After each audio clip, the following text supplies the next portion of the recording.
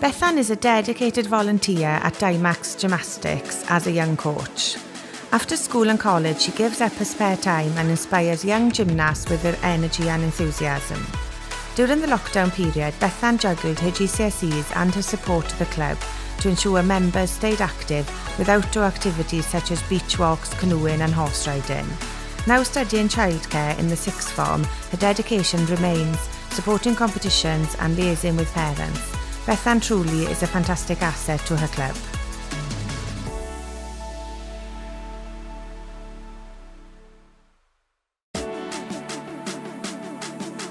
Mae Josh wedi chwarae rhan allweddol yng nghlwb pêl-droed tref Gaerfyrddin blynyddoedd lawer. Pan oedd Josh yn 16 oed, fe sefydlodd grŵp pêl-droed cerdded ar gyfer pobl dros 50 oed yn yr ardal, gan greu rhagor o gyfleoedd i bobl cymryd rhan.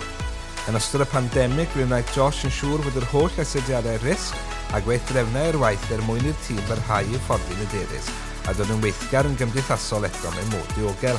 Mae Josh hefyd wedi ymgymryd ar ôl rheolwr carfan datblygu Cymru a fforddwr ar gyfer grŵp oedran dynion.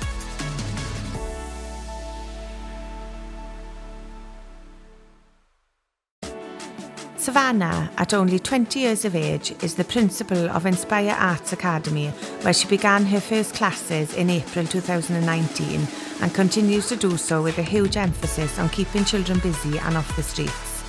During COVID restrictions, Savannah continued with her classes and adapted her sessions using the outdoors and Zoom.